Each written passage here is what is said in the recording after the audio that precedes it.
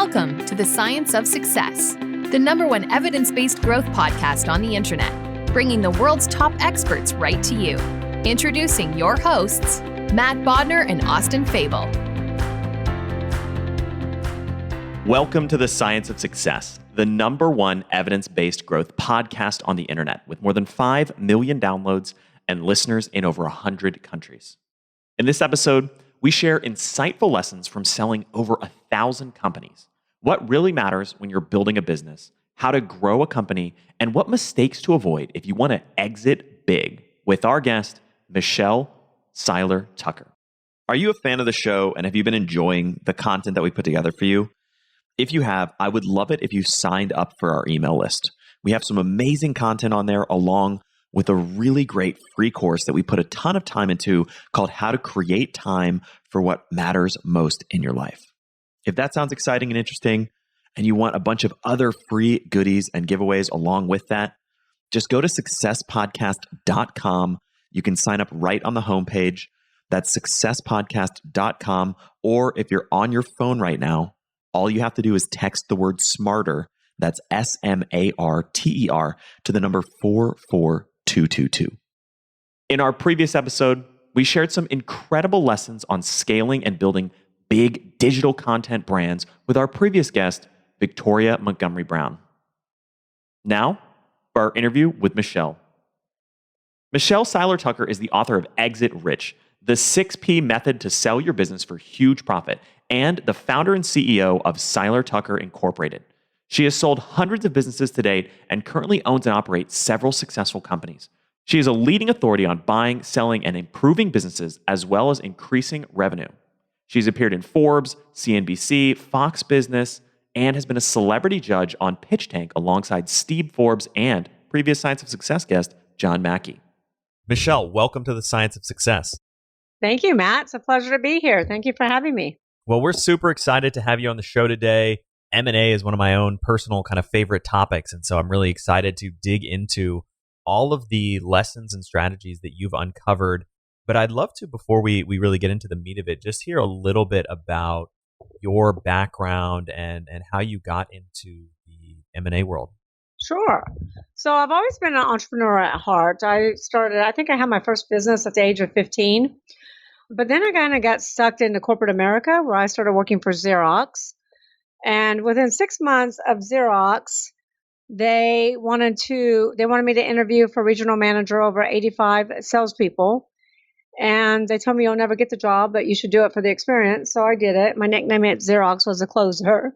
So anyway, I interviewed for it. I did get the position. So I was traveling all the time and I wasn't selling anymore. I was managing 85 salespeople. I approached a franchise company about buying one of their franchises to operate on the side while I still worked at Xerox. They said, we don't want you to buy a franchise. We'll give you a franchise if you partner with us. So I ended up doing that. I ended up partnering with them for about 6 months while I still worked at Xerox.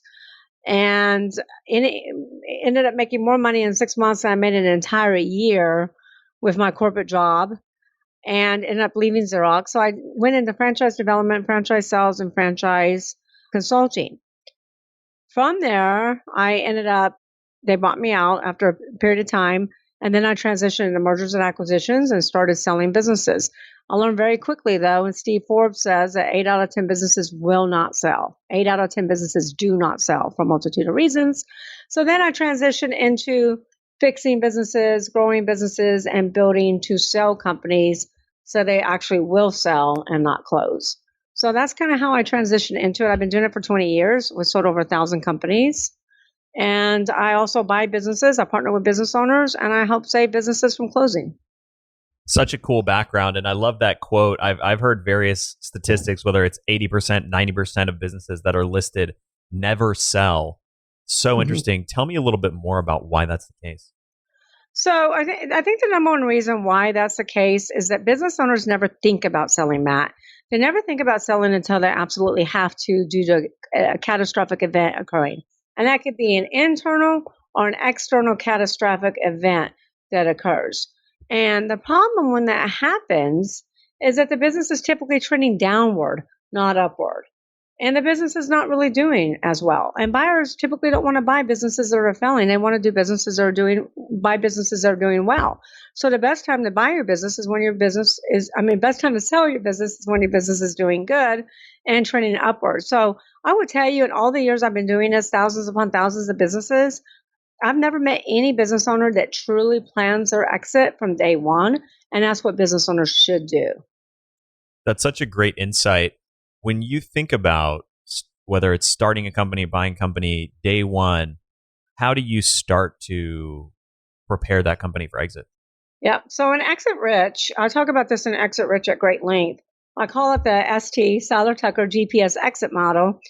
And it's really all about starting with the end game and reverse engineering it. So kind of like a GPS, what do? You know where you're starting from. The GPS, you plug in your destination, and then a GPS plans out the quickest path to get you there.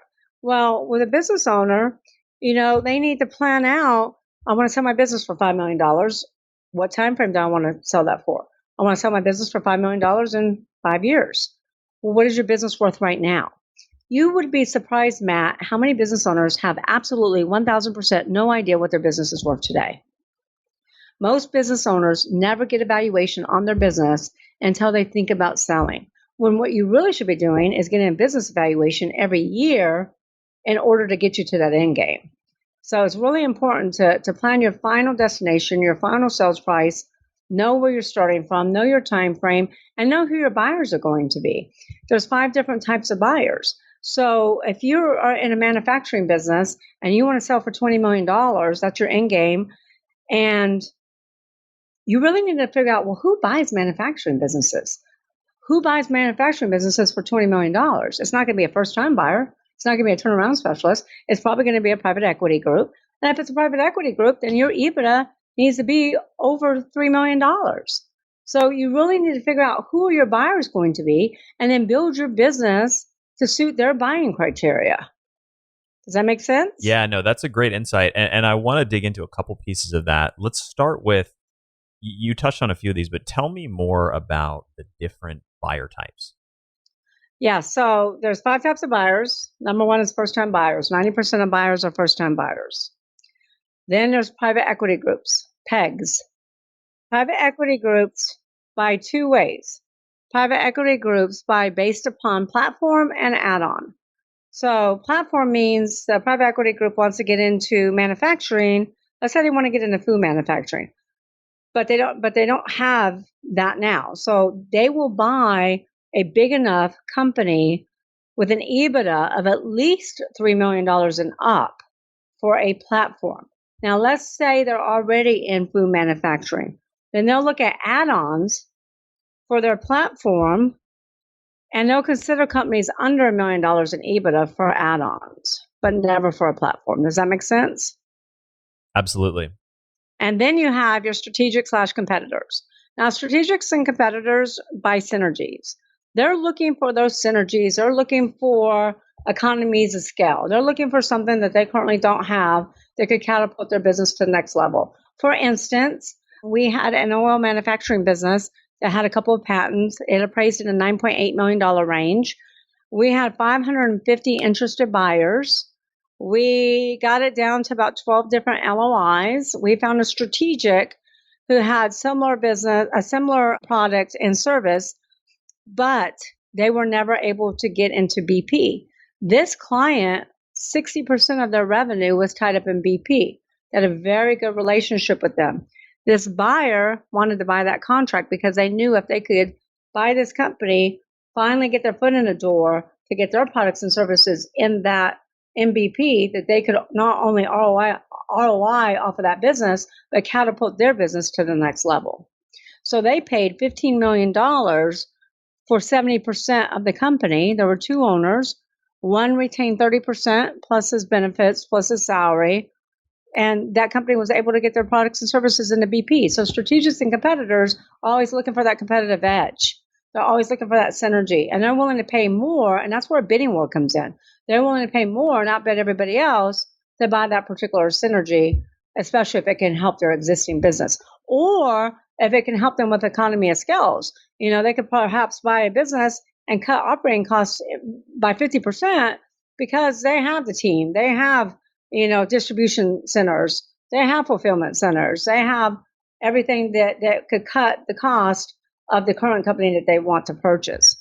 So those are competitive and strategic. The fourth type of buyers are sophisticated serial entrepreneurs. Now, these buyers are industry agnostic.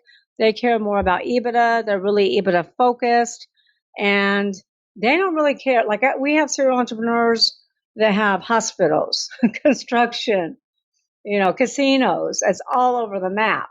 And many of these serial entrepreneurs will give us LOIs on all of our new engagements because they are EBITDA focused, not industry focused. Then your last type of buyer is turnaround specialists. Those are buyers that are looking to buy distressed assets. And right now there's a lot of distressed assets with COVID. There were a lot of distressed assets before COVID, but there are a lot more now. So turnaround specialists will buy these distressed assets. Those are the 5 types of buyers. Got it. That was really insightful. And I love some of the examples and stories you gave around how strategics can kind of think differently about acquisitions, maybe pay a higher price, et cetera. I'm curious, when you look at, for example, maybe we're getting too in the weeds, but when you look at sophisticated serial entrepreneurs as a buyer type, when you say they're more EBITDA focused, does that tend to be more focused around value, i.e. they're not willing to pay over 5 times or 7 times or whatever that multiple might be? Are they focused on certain lower middle market, up to larger scale? Kind of where typically are you seeing kind of that segment focus? Yeah, so for sophisticated, it's typically lower middle market and up. It just depends. They're not as willing to pay a higher multiple as a strategic is, or as a competitor, or maybe even a PEG who's looking for some add-ons. And the reason for that is because they're so industry diverse that buying that one synergy doesn't really help them in their specific businesses. Does that make sense? Because they are so industry diverse. Whereas if you get a strategic or a competitor, like right now we have an online e-commerce business that we're selling, and the company that's looking at buying them has multiple fulfillment centers around the country. They could, because of economy of scale, they could cut that cost in half. They could cut that cost in half and really increase the EBITDA, double the EBITDA overnight because of the fulfillment centers that they have. So strategics and competitors are much more willing to put a value on those synergies. And there are 6 different types of synergies we really look at. Tell me about those. I was waiting for you to ask. So we talk about this in Exit Rich as well. And those are called the 6 Ps. So every time we go in and value a business, I always look at the 6 Ps. Like, I just met with a construction company yesterday that will probably sell in the $70 million range. Their EBITDA is over $12 million. The 6 Ps, number 1 is people. You cannot operate a business without people. You don't build a business, you build people, and people build a business. So you have to have the right people in the right seats, and you have to have a management team in place. Buyers don't want to buy a job, they want to buy a business with people. And let me tell you something, that's a synergy that a lot of buyers are willing to pay more for. If a company has huge talent, like we once merged an advertising agency that specialized in casinos with another advertising agency because they had talent that this other advertising agency really wanted to pay for. So we always look at people. Do we have the right people in the right seats? Do we have a management team in place? Is the business dependent upon the owner? If the business is dependent upon the owner, that could hurt the value of the sale. Or the buyer might want to buy a percentage of the business and not 100% of it. We also look at, how long those people have been there. Are their employee handbooks in place? Do they have non-competes? What's their packages look like? The second P is product. So every one of your listeners right now, Matt, should be asking themselves, is my industry on the way up or on the way out? Is my product thriving or dying? Before COVID, there were industries that were thriving. After COVID, those industries are now dying, and vice versa. Hospitality, restaurants are doing terrible right now. But manufacturing that wasn't doing really well before COVID is huge right now and doing fantastic. Healthcare is doing great. So there are a lot of industries that are thriving right now. So you always have to ask yourself, is your industry on the way up or on the way out? Are you a Blockbuster or are you an Amazon? And if your product is on the way out, then ask yourself, what business am I in right now? And what business should I be in? Steve Jobs, let me illustrate that point for you. Steve Jobs, not founder of Apple, Steve Wozniak, Steve Jobs founded Apple. But Steve Jobs, when he came back to Apple, he asked one brilliant question. He asked everybody, what business are we in? And they all said the computer business. He said, no, what business are we in? And I said, a computer business. And he's like, what business should we be in? We should be in a communications business. Everyone around the world should have one of these. Everyone around the world should be able to communicate with each other from their pocket. That's how the iPhone was created. That's how the iPod, the iPad, everything was created because of that one question alone. Business owners need to learn how to pivot. I don't know if you know this, but when I wrote my first book, Sell Your Business for More Than It's Worth, in 2013, I did the research and learned that 85 to 95% of all startups would fail. All startups within 1 to 5 years. When I wrote Exit Rich in 2019, I did the same research and I was flabbergasted that the business landscape has changed so dramatically. It's not that anymore. Now it's only 30% of startups are at risk. Only 30%. But out of 26.9 million companies, now put that in perspective. There are 30.2 million businesses in the United States employing over half the U.S. workforce. If small businesses fail, the economy fails.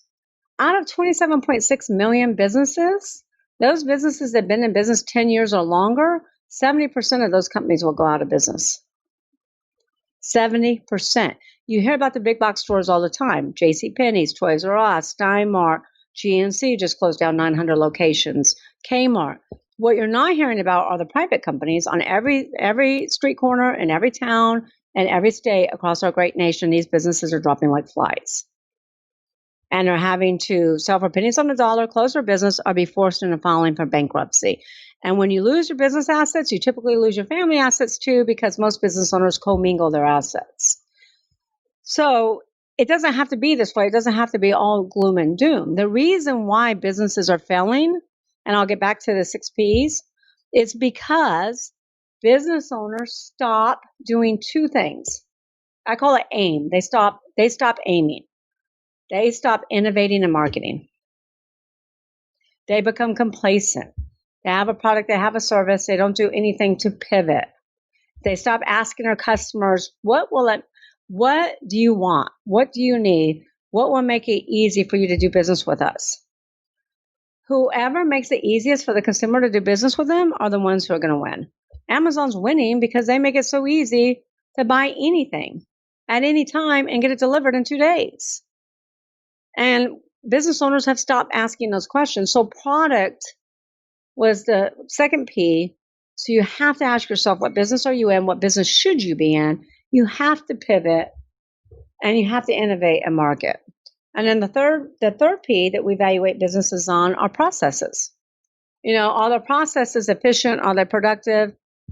Processes can break a company. They can bankrupt a company. They can cause huge customer dissatisfaction and completely bankrupt a company. So you got to ask yourself, are your processes efficient? Are they productive? Are they in PPP manuals? Are they in SOP checklist? Are the employees trained on them? Are they designed? Now, here's the most important thing about processes. Are they designed with the customer experience in mind? Did you ever watch the movie The Founder? Yeah, great movie. Great movie. The McDonald Brothers, right? Not Ray Crockett. The McDonald Brothers went to an empty tennis court field and practiced for hours upon hours their processes. Who's going to take the order? Who's going to toast the buns? Who's going to cook the burger? Who's going to put the mustard on there? Who's going to put the 2 pickles? And who's going to bag it up and give it to the client with the customer experience in mind? What were they trying to create back in those days? Remember, that was back in the 50s. They were trying to create quality food, speed, right? Very quickly, because they had to drive up restaurants back then, and it was very, very slow. So their USP, unique selling proposition, was speed. Good food that tastes good, fast, right? So you got to make sure that you design your processes with the customer experience in mind.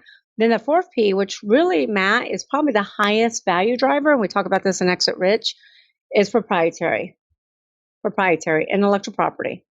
And there's 6 pillars of proprietary. I'm not going to get into all of them. But number 1 is branding.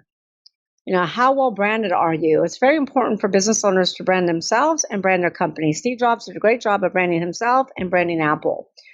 And you got to ask yourself how well branded you are, because the Coca-Cola brand alone will sell for $89 billion. That's without assets, inventory, cash flow, real estate. McDonald's alone, their brand is worth, I think, over $100 billion. The biggest brand, you know who the biggest brand is? I would have guessed either Coke or McDonald's, so you've got me. Apple. Oh, 360 billion. makes sense. 360 billion. Yep. So it's really important to build a brand. It's very important to trademark your company name, federal trademark. So any of your listeners that have a company, make sure you get a federal trademark. Local trademark is not good enough. You could find yourself in court spending hundreds of thousands of dollars trying to protect your name, trying to protect your slogan, trying to protect your intellectual property. So make sure you get federal trademarks. Also, if you have something unique in place, get patents. Patents are huge value drivers. We once sold a company that had 18 patents. The appraisal price was in a $10 million range. We got $18 million for it. I say we got $1 million a patent. And that, by the way, is for 80% of the company. And so those are really important. So branding, federal trademarks, patents. Now, here's a big one for your listeners. Contracts, client contracts. So we're selling a manufacturing company right now, and they're manufacturing in Canada, and they have no contract in place, and they have no backup plan.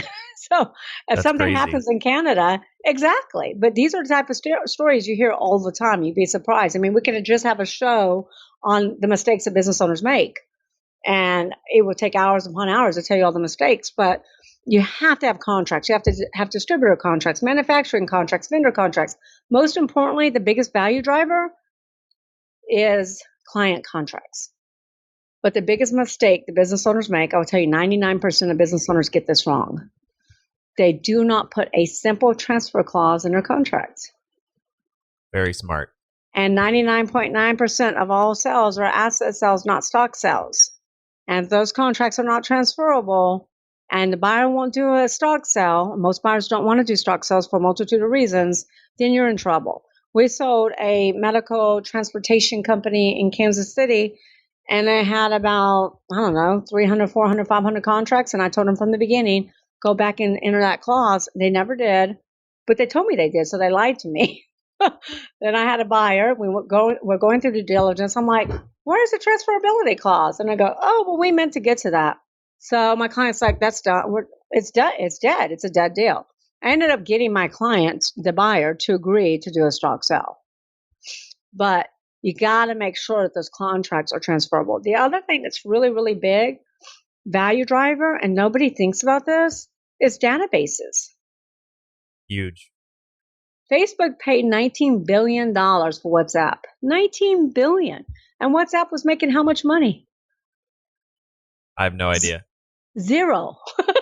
They were hemorrhaging. They were losing money like crazy. But they had 1 billion users, and Facebook knew that's a synergy that could catapult Facebook to the next level if we buy WhatsApp.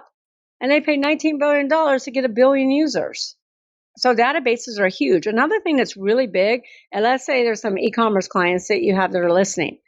And let's say they have one of the number one spots on Wayfair, or they're selling products on Amazon and they have that competitive edge because they're the only ones selling this gadget. Or they're number 2 on Wayfair, or they have Glenn Beck selling their product, product endorsements. That is all what we call business real estate. That's extremely valuable, and buyers will pay a premium for that. Okay, so IP is the number one value driver. The fourth P is patrons.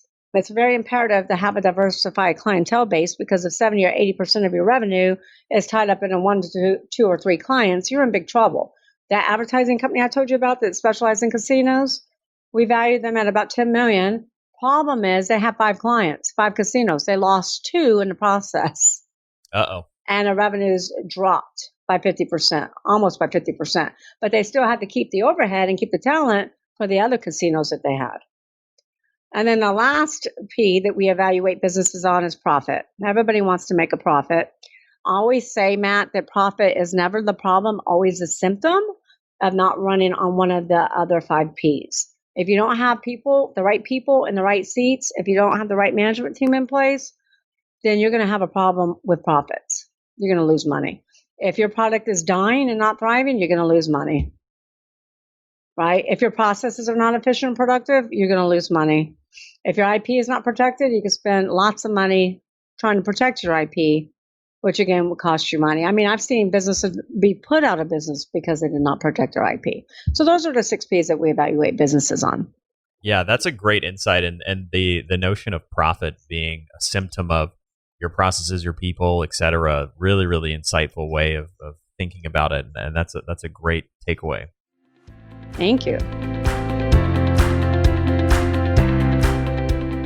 This episode of The Science of Success is brought to you by our partners at BetterHelp. That's BetterHelp, H-E-L-P. You'll get 10% off your first month by going to BetterHelp. Once again, that's BetterHelp, HELP.com/SOS today for 10% off your first month. Let me ask you, what interferes with your happiness? Is there something preventing you from achieving your goals? I know there have been plenty of times getting too far into my own head has kind of gotten in my way. Limiting beliefs, thoughts of doubt, it can all build up inside you and become paralyzing or cause counterproductive behaviors to form. BetterHelp will assess your needs and match you with your own licensed professional therapist. You'll get timely and thoughtful responses, plus you can schedule weekly video or phone sessions, all without dealing with one of my least favorite things ever, the waiting room. It's effective and more affordable than traditional online counseling, and financial aid is available. Licensed professionals are on staff who specialize in things like depression, stress, anxiety, relationships, trauma, and even more. Plus, everything you share is completely confidential. In fact, so many people have been using BetterHelp, they are recruiting additional counselors in all 50 states right now. If you want to start living a happier life today, as a listener, you'll get 10% off your first month by visiting betterhelp.com/SOS. Join over 1 million people taking charge of their mental health. Again, that's BetterHelp, HELP.com/SOS for 10% off your first month today. I want to jump around a little bit. One of the things you touched on earlier that I think is really interesting, and I feel like you see this a lot in the M&A world. How do you think about the disconnect a lot of times between sellers' expectations around the business value and what the market values the business at? That's a great question because it is a mess. So, when we talked about earlier about Steve Forbes saying 8 out of 10 businesses don't sell, I would say the number one reason they don't sell is because of expectations.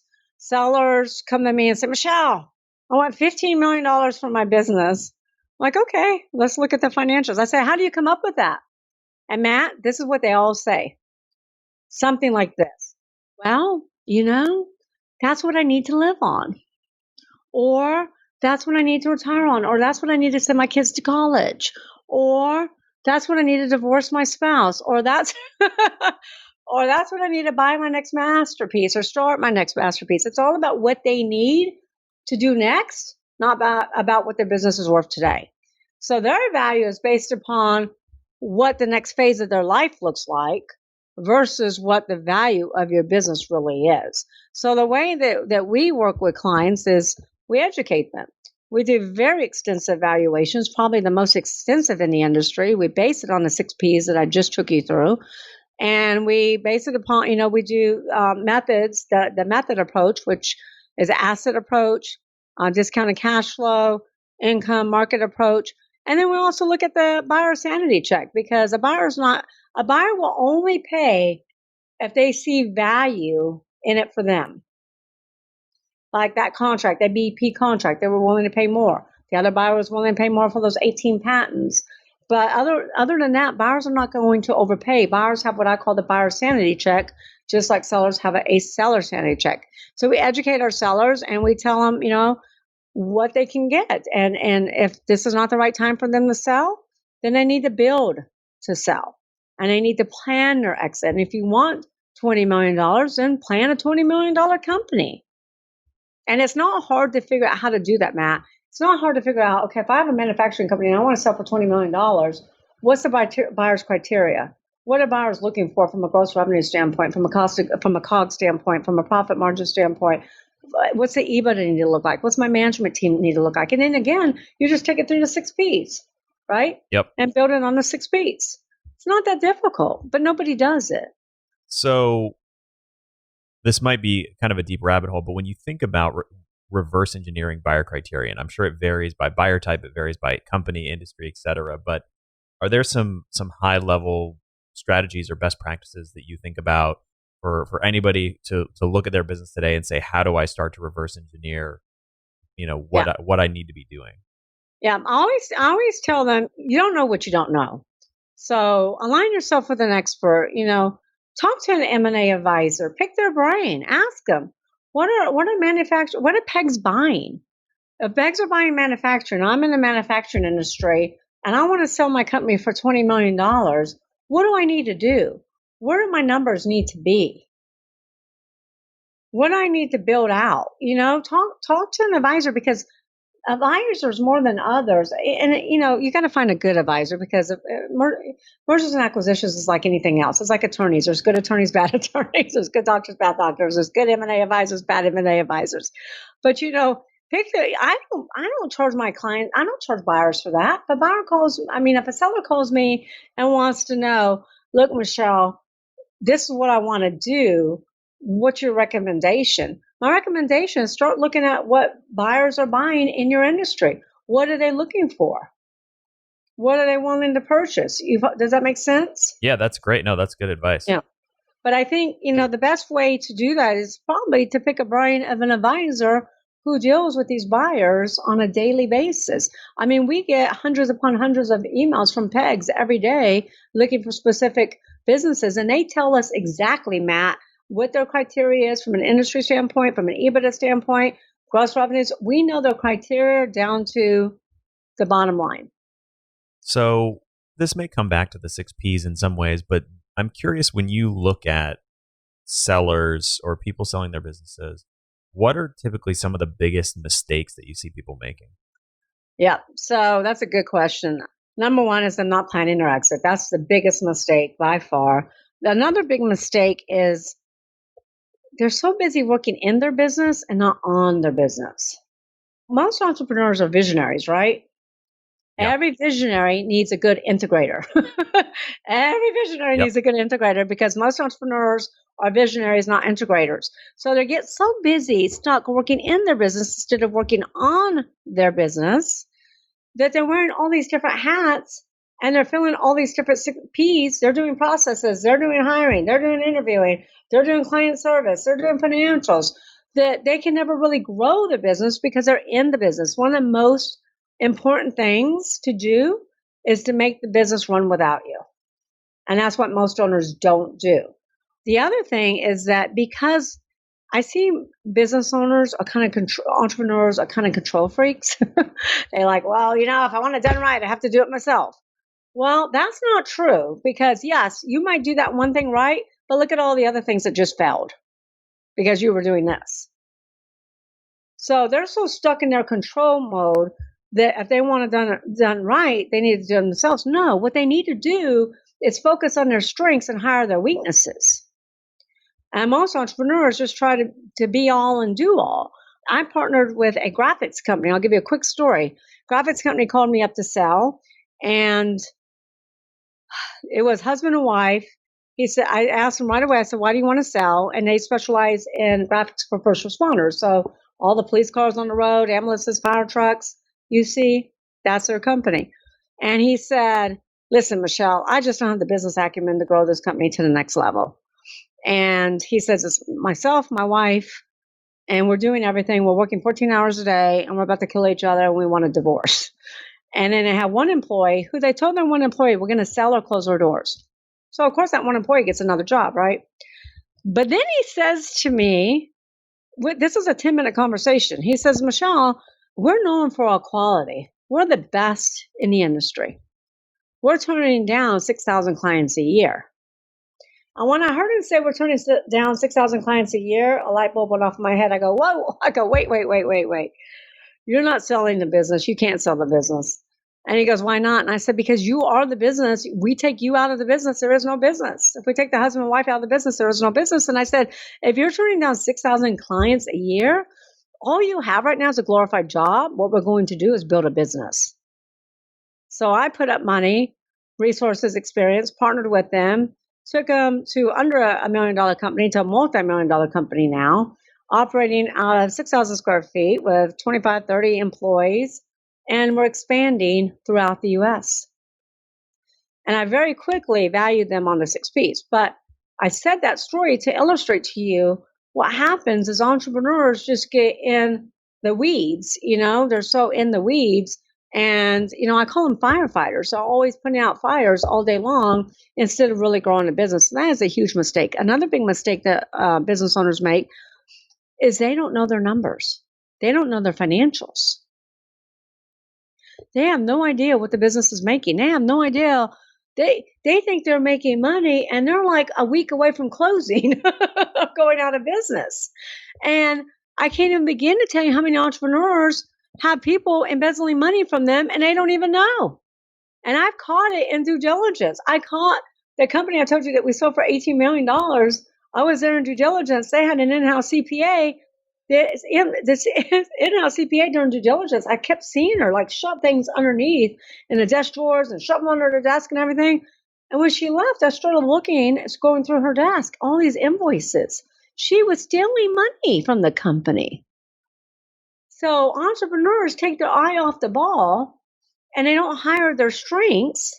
They try to do it all and then they don't really have the balances and the checks in place and the KPI. They're not looking at their KPIs to make sure that they're operating and not losing money or that somebody's stealing money from them.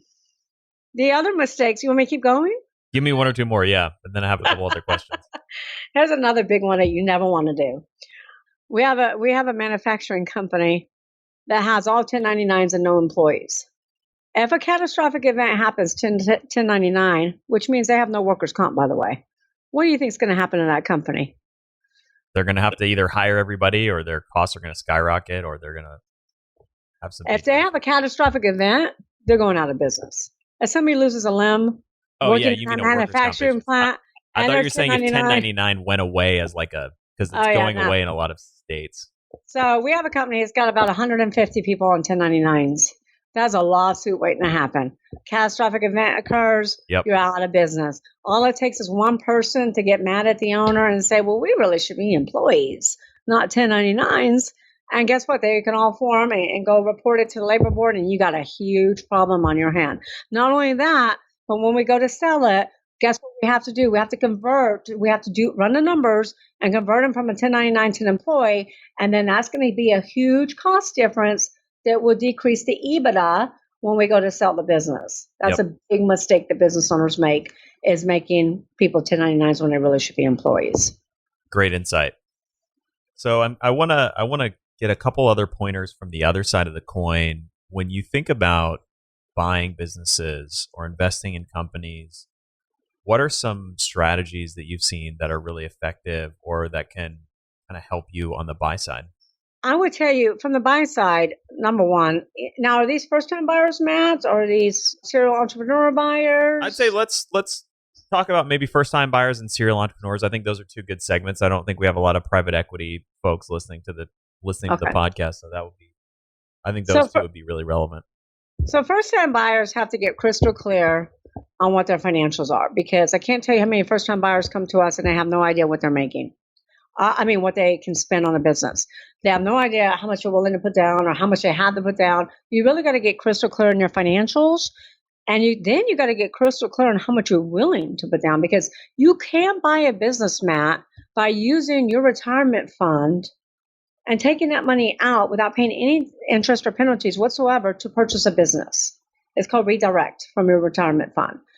But you got to be comfortable enough to pull the trigger. So if a first-time buyer has $500,000, how much are they comfortable spending? They need to get crystal clear with that. So if they say, I'm only interested in spending $300,000, then guess what?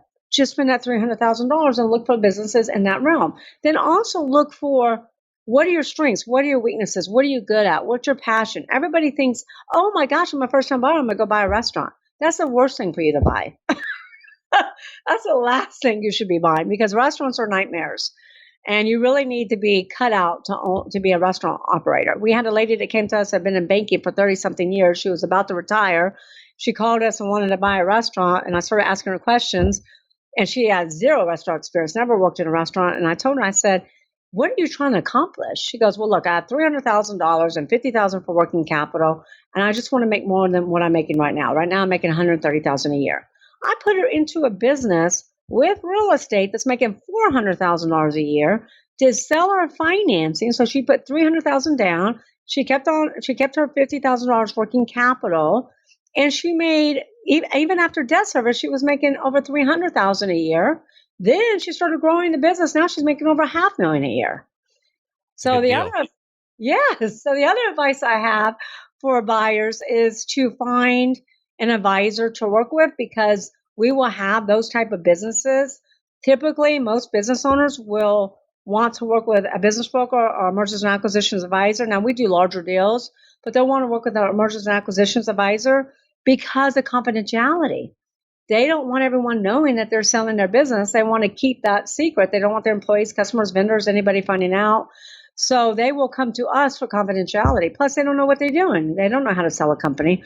So I always tell first-time buyers, get crystal clear on your strengths, weaknesses, passions, and get crystal clear on what you can afford to put down, and then find an advisor to work with. As far as serial entrepreneurs, same thing. Work with an advisor, because we have good deals. But I will tell you right now, not my businesses, because my business owners are not going to do this, and I won't allow them to do this. But right now, for a serial entrepreneur, let me give you some secret sauce here. Let me give you some inside secrets. So if you really want to go out right now, this is COVID, right? You can get so many great deals and so many great businesses that are barely holding on, or they're holding on, but they want to sell because the owner's tired. He's like 70-something years old. He doesn't want to keep doing it, but it is making money. You can use the assets of the business to buy the business. You can use the cash in the business. You can borrow against the equipment, maybe even a factoring loan against the receivables. You can literally use the assets. Now, I won't allow that for my sellers to do that. I've had 3 offers on one manufacturing company in the last 2 weeks where they're trying to use the assets to buy the company. I'm like, nope, go find somebody else, because you're not doing that with my clients. But you can go out and you can find those businesses and do that. If that's not important to you and you need an advisor to help you find some of the best deals out there, then align yourself with an advisor. If not, do it on your own and try to use the assets of the company to buy the business. There are over 30.2 million. At any given time, 40% of companies will be up for sale. So that's a great insight. And I want to tell me a little bit more. So when you say use the assets of the company to buy the business, are you talking about something as simple as just doing a leveraged buyout using an SBA loan, something like that? Or are you saying more nuanced, like using asset-backed lending, that kind of stuff? Like, tell me more about that. Yeah, no, I'm not talking about SBA or asset-based lending. Nope. I'm talking about giving an LOI to an owner where you say, okay, I'm going to pay you $1 million for your business, and I will give you $400,000 cash when we close, and I will pay the difference over the next 4 years at this interest rate. And that $400,000 cash is coming from the cash in the company. That's insane. Yeah. People will. It happens. That's what I told you. I'm giving you inside secrets. That's pretty nuts. So they're not selling on a cash-free, debt-free basis. They're just using the company's checking account to pay the down payment. Yeah. And so I have a really good manufacturing business that we're selling that specializes in a specific industry, a niche industry. I'm not going to tell you because they're the only ones that do what they do. So I've had 3 offers like that where they say, okay, well, I'll give you $1.5 million cash at closing, pay the balance in the next 4 years. And then we go back and forth, and I'm negotiating on my client's behalf. And then I get the LOI. And then they're saying in the LOI, the cash for the business. I'm like, no. We'll leave enough working capital which is a combination of accounts receivables and inventory, but you're not getting my client's cash to buy the business. He's not going to use his cash to buy his own business with. So, but there are business owners that are desperate. There are business owners that will do it, and it happens. Yeah. That blows my mind. Yep. It's crazy. Well, there's actually different companies out there that teach how to buy businesses with no money down. Kind of like buying real estate with no money down. Yep. I'm familiar with some of the Roland Frasers of the world and folks that kind of teach those methodologies. But I know Roland very well, and Roland's one I'm talking about.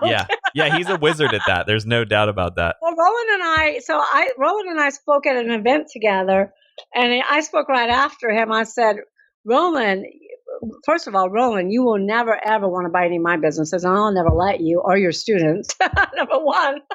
But number two, come to me when you're ready to sell them. That's right. Because on the sales side, because it's funny, because I'm one of Roland's students that's trying to sell a business through me. And on the sales side, it's very different, right? On the sales side, the seller doesn't want to do that, but this same student wants to buy companies like that. And I said, well, then let the buyer buy it like that. He's like, no, I'm not going to do that. So, but yeah, Roland's one of them. I buy companies as well. I flip them. I also partner with business owners putting up cash.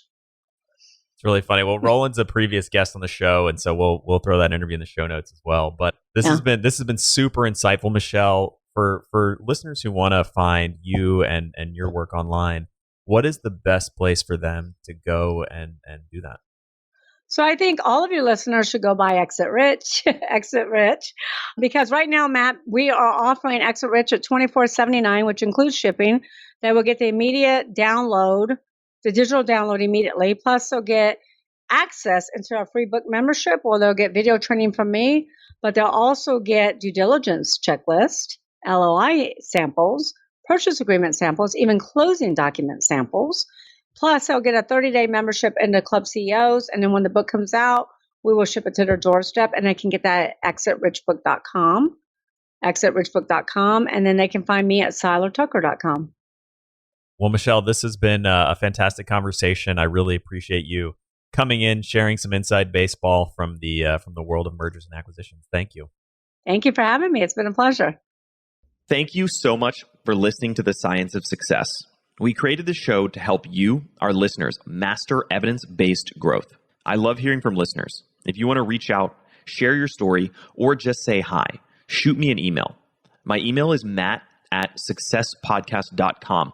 That's matt@successpodcast.com. I'd love to hear from you, and I read and respond to every single listener email. I'm going to give you 3 reasons why you should sign up for our email list today by going to successpodcast.com, signing up right on the homepage. There's some incredible stuff that's only available to those on the email list, so be sure to sign up, including an exclusive curated weekly email from us called Mindset Monday, which is short, simple, filled with articles, stories, things that we found interesting and fascinating in the world of evidence-based growth in the last week. Next, you're getting an exclusive chance to shape the show, including voting on guests, submitting your own personal questions that we'll ask guests on air, and much more. Lastly, you're going to get a free guide we created based on listener demand, our most popular guide, which is called How to Organize and Remember Everything. You can get it completely for free, along with another surprise bonus guide by signing up and joining the email list today. Again, you can do that at successpodcast.com, sign up right at the homepage, or if you're on the go, just text the word SMARTER, SMARTER, to the number 44222. Remember, the greatest compliment you can give us is a referral to a friend, either live or online. If you enjoyed this episode, please leave us an awesome review and subscribe on iTunes, because that helps boost the algorithm, that helps us move up the iTunes rankings and helps more people discover the science of success. Don't forget, if you want to get all the incredible information we talk about in the show, links, transcripts, everything we discuss, and much more, be sure to check out our show notes. You can get those at successpodcast.com. Just hit the show notes button right at the top. Thanks again, and we'll see you on the next episode of The Science of Success.